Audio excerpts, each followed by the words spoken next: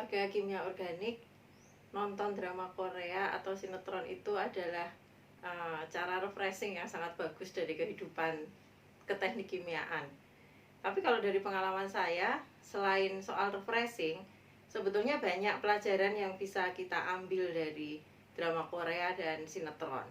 Nah, salah satunya adalah pelajaran tentang romantic relationship. Nah, dari sekian banyak drama Korea dan sinetron yang saya tonton, akhirnya tuh saya tuh bisa menarik kesimpulan gitu ya, walaupun kadang-kadang terlalu dramatis itu cerita yang ada di drama Korea atau sinetron ya, tapi itu wajar ya. Tapi secara umum pelajaran yang bisa kita tarik dari sana adalah sebetulnya orang itu kan sibuk mencari pasangan dengan berbagai cara. Kadang-kadang ada yang pakai cara-cara yang tidak seharusnya dilakukan gitu ya, misalnya jadi perebut laki orang atau perebut bini orang. Tapi itu sebetulnya kan motivasinya adalah karena mereka tuh berusaha mencari kestabilan gitu ya, mencari stabilitas dalam hidupnya. Pasti masih ada yang kurang gitu kalau terjadi berbagai macam kemelut cinta kayak gitu, itu kan artinya ada sesuatu yang kurang di dalam hidup mereka gitu kan, sehingga mereka masih ingin mencari-cari stabilitas di tempat lain gitu, walaupun udah punya pasangan. Dan surprisingly, hal seperti itu juga terjadi di level molekuler. Nah, jadi para molekul itu ternyata juga mereka melakukan hal-hal itu gitu ya. Ada yang mencari pasangan dengan cara perselingkuhan, merebut pasangan orang. Nah, itu terjadi juga di level molekul. Nah, dalam chapter ini kita akan belajar tentang mekanisme reaksi perselingkuhan molekul. Nanti ada dua mekanisme yang kita akan belajar ya, yaitu mekanisme reaksi substitusi dan mekanisme reaksi eliminasi. Yuk kita lihat kayak apa sih kalau terjadi perebutan pasangan di level molekul. Yuk siapkan tisu ya, karena ini akan sangat mengharukan. Jadi, para warga kimia organik, urusan pembentukan molekul itu sedikit banyak bisa kita analogikan dengan romantic relationship. Karena ada persamaannya ini ya, persamaan antara pembentukan molekul dengan romantic relationship ini adalah pada alasan terjadinya gitu.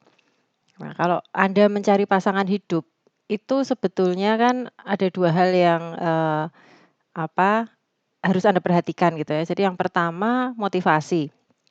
Motivasinya kita mencari pasangan hidup itu adalah untuk menyempurnakan stabilitas hidup kita, gitu ya. Itu sama dengan molekul gitu. Alasannya molekul ini dia berganti pasangan atau dia mencari pasangan, itu adalah karena dia berusaha mencari kondisi yang paling stabil untuk situasinya dia gitu. Jadi sama ya dari hal motivasi antara pembentukan molekul dengan hubungan romantik antar manusia. Terus yang kedua ini adalah konsekuensinya yang sama. Jadi kalau Anda ingin membangun hubungan romantik yang sehat, konsekuensinya itu adalah Anda harus mau berbagi. Nggak bisa ya kalau ada salah satu egois-egoisan, nah ini pasti nggak stabil nanti hubungannya. Ini sama dengan molekul. Molekul itu kalau dia mau mencapai kondisi yang paling stabil, maka dari kedua belah pihak gitu ya, reaktan-reaktannya itu mereka harus mau berbagi. Sehingga nanti tercapai energi potensial yang mengarah kepada kestabilan yang paling optimal. Jadi sama ini, kita bisa menganalogikan itu. Sehingga untuk Anda para jomblo ya, Anda mungkin nanti setelah membaca chapter Solomon, ini referensinya di chapter 6 Solomon, mudah-mudahan jadi terinspirasi gitu ya, apa yang harus Anda lakukan untuk meningkatkan kestabilan dalam hidup Anda. Nah, oke, itu tadi dalam hal mengawali suatu hubungan gitu ya. Apakah semua romantic relationship itu pasti akan langgeng? Kalau kita lihat pada starting point-nya kan pasti serba happy gitu ya. Anda senang ada orang menyatakan cinta pada Anda senang pernyataan cinta Anda diterima gitu ya. seakan-akan happily ever ever after kayak di film-film Disney gitu ya, antara princess dan the prince. Tapi kenyataannya survei menunjukkan bahwa tidak semua hubungan itu akan langgeng. Sorry to say ya, tapi itu adalah data bilang kayak gitu. Nah, penyebabnya bisa macam-macam. Nah, kalau belajar dari berbagai drama TV yang saya tonton, nah ini mohon maaf referensinya agak nggak mutu ya, referensinya adalah drama TV, tapi intinya itu saya mengklasifikasikan ada 2 jenis perpisahan dalam hubungan romantik antar manusia gitu ya. Yang pertama ini adalah tipe perpisahan di mana orang-orangnya itu cepet banget move on. Kadang-kadang saking cepetnya sampai saya tuh heran gitu ya, kok jatuh cinta kayak, saklar lampu aja gitu, ada on ada off gitu. Nah itu tapi itu ada itu ya yang, jenis-jenis perpisahan kayak gitu. Terus, tipe yang kedua ini adalah tipe yang gagal move on. Atau kalau dalam bahasa sinetron gitu ya, ini ada tipe happy ending dan ada tipe yang sad ending gitu ya, sedih banget ending-nya. Nah, misalnya ini adalah tipe yang cepat move on ini, drama yang saya tonton beberapa saat yang lalu ya, judulnya Samudra Cinta, ini dari SCTV. Nah ini, pada episode 1 itu ceritanya gini, jadi ini saya lupa namanya siapa ya dia di dramanya itu, pokoknya yang di sebelah kiri ini ya si cowok A gitu ya, dia, pacaran dengan si cewek B. Terus yang di sebelah kanan, ini si cowok C, dia berpacaran dengan si cewek D gitu. Ini di awal-awal tuh kayak gitu, jadi mereka tuh udah berpasangan gitu ya di awal. Lah tapi kok setelah beberapa episode yang terjadi adalah putus itu tadi mereka, pasangan yang di awal episode tadi putus, terus yang terjadi mereka itu bertukar pasangan kayak gini. Nah ini saya nggak tahu apakah di kehidupan nyata ada seperti ini atau enggak ya. Tapi yang jelas di dalam, ilmu kimia organik ini ada. Nah yang terjadi kalau kejadiannya kayak gitu, ini namanya adalah mekanisme reaksi substitusi. Ini adalah mekanisme pertama yang nanti Anda akan belajar di dalam chapter ini. Ini yang tipe cepat move on, yang agak unbelievable gitu ya, kayak itu tadi ya, jatuh cinta kok kayak saklar lampu.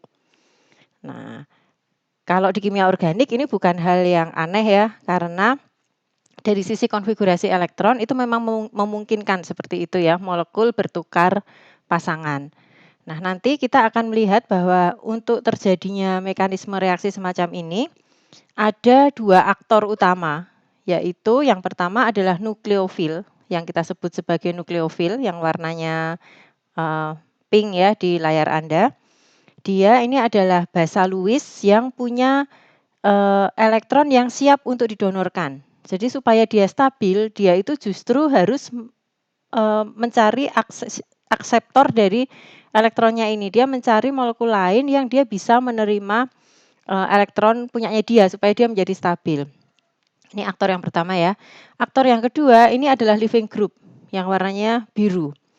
Nah, leaving group ini adalah suatu, gugus di dalam molekul yang dia menjadi sasarannya nukleofil. Jadi, suatu molekul itu dia bisa berganti pasangan atau dia bisa juga menggandeng 2 pasangan gitu ya. Tapi dalam hal ini dia hanya mau menggandeng 1 pasangan. Sehingga kalau nukleofil masuk ke dalam molekul ini, mau nggak mau si, leaving group ini ya yang warnanya biru, Lg ini dia harus keluar, harus tertendang keluar.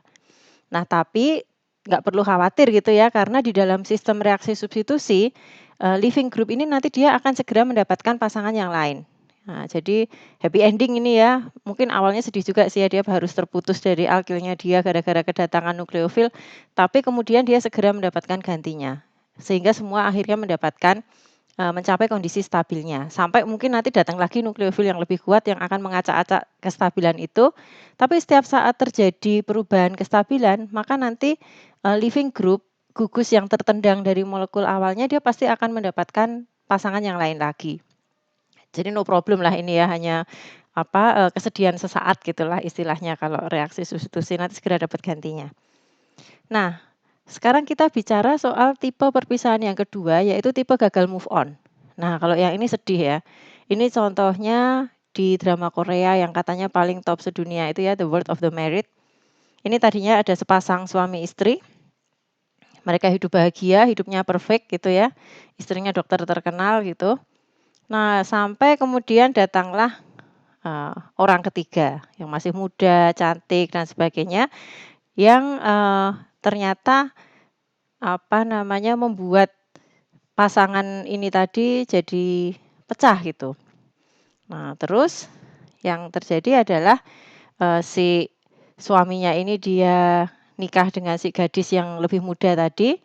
Nah, terus si dokter yang cantik dan sukses ini dia nggak mencari pasangan lagi, dia tetap stay single gitu ya dengan berbagai macam alasan. Nah, jadi ini nggak happy end untuk dua-duanya. Mungkin happy untuk si perebut lelaki orang ini, tapi tidak happy untuk istri yang ditinggalkan oleh suaminya. Sedih banget kan? Nah, ini kalau di dalam dunia kimia organik, reaksi semacam ini namanya reaksi eliminasi. Nah, ini beda dengan walaupun sama-sama terjadi perebutan pasangan, tapi outputnya itu beda dengan yang substitusi tadi ya. Kalau substitusi itu semua pihak akhirnya mendapatkan pasangan baru. Kalau pada reaksi eliminasi, ini ada satu pihak yang dia akhirnya stay sendiri dan dia harus melakukan adjustment internal supaya dia menjadi tetap stabil. Nah, penggambaran mekanisme reaksinya seperti yang Anda lihat di layar ini. Misalnya ini bonding antara C dan Z ini kita pandang sebagai pasangan yang lama. Jadi pasangan yang tadinya dia merasa sudah stabil kan ini ya. Semua dengan shared orbital sp3 sudah stabil, sudah enak hidupnya. Nah, kemudian tiba-tiba terjadi suatu gangguan sehingga si Z di sini dia akhirnya lebih suka berpasangan dengan tetangganya di sini, enggak lagi dengan C tapi dia akan berpasangan dengan tetangga di sini. Jadi ini akan pergi dari meninggalkan si C. Pasangan YZ ini dia akan pergi sebagai pasangan baru meninggalkan rantai C pasangan lamanya. Nah, kemudian si rantai C pasangan lama itu dia tidak mencari pasangan baru gitu ya. Dia nggak bisa move on.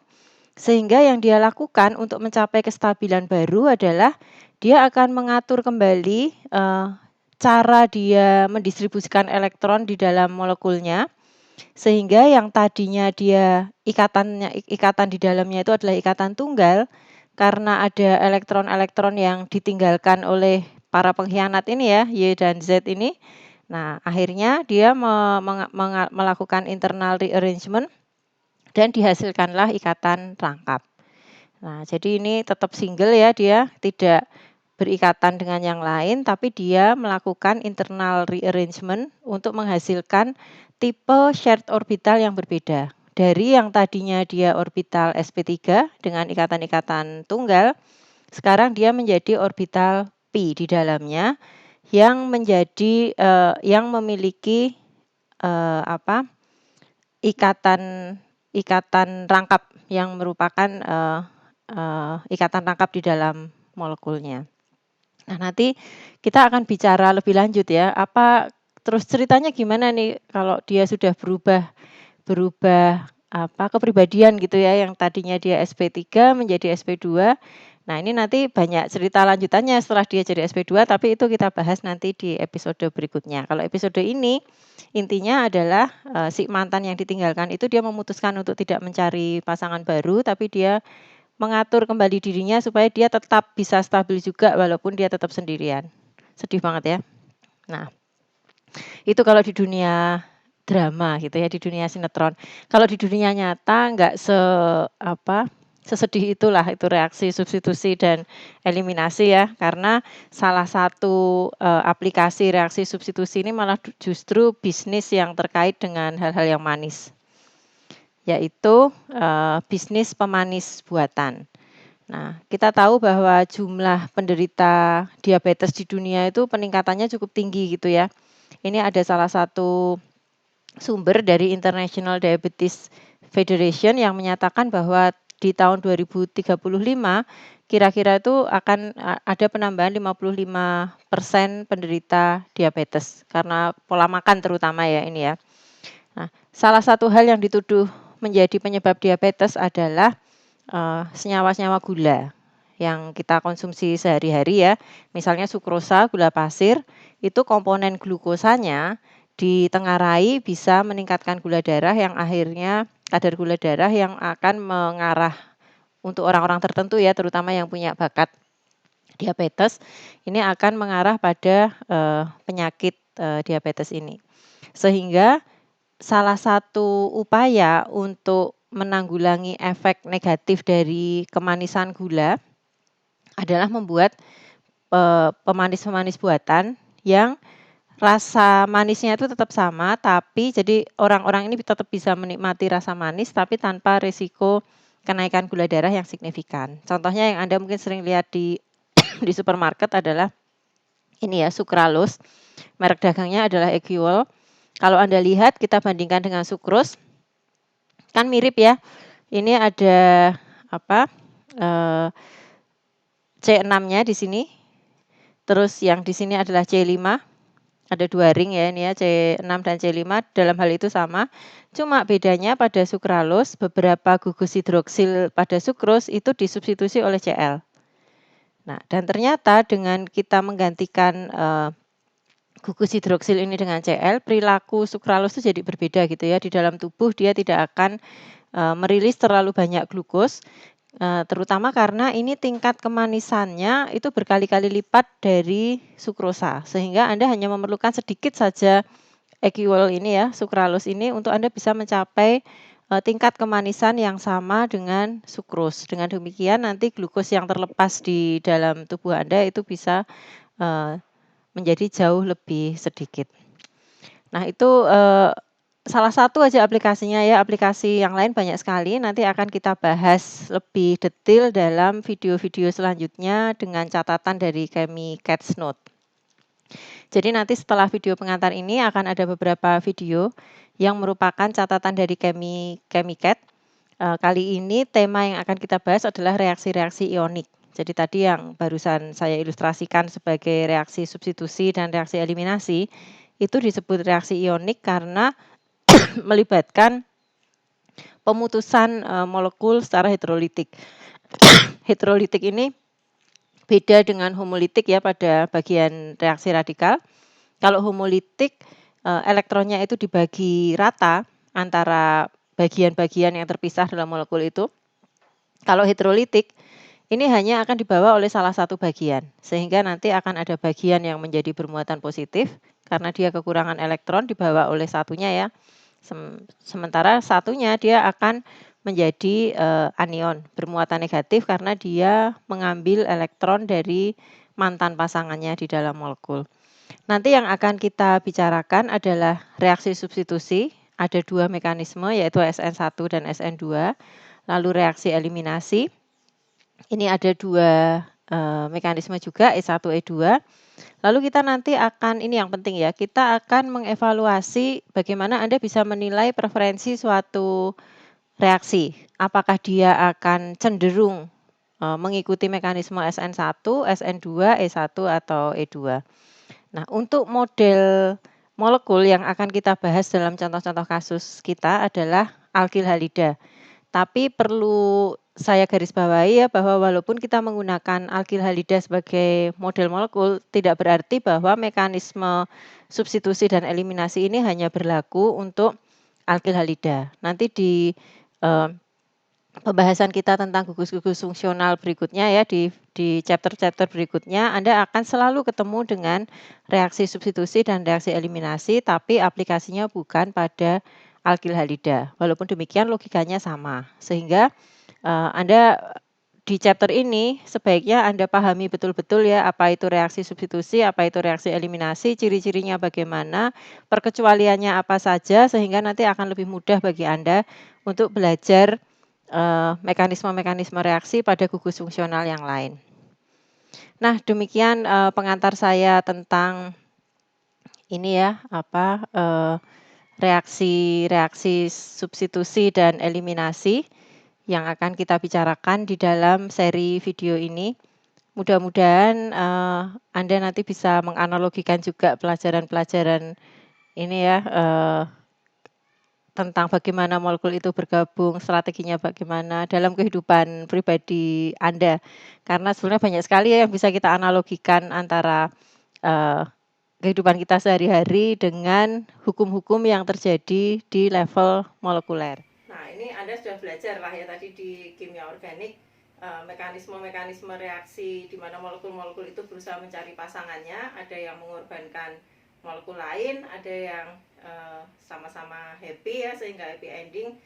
Ya dalam hidup itu biasalah ada happy ending dan nggak happy ending gitu ya.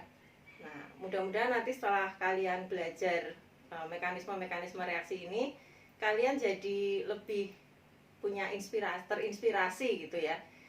Gimana kalian bisa mengoptimalkan kestabilan kalian tanpa harus mengorbankan kestabilannya orang lain. Nah, semoga nanti setelah Anda belajar chapter kimia organik ini, Anda nggak hanya pinter kimia organik ya, tapi Anda juga jadi lebih strategis dan lebih bijaksana dalam kehidupan romans kalian. Ya udah ya, sekarang saya mau nerusin nonton drakor saya lagi. Kalian belajar yang benar, besok saya tes di kuis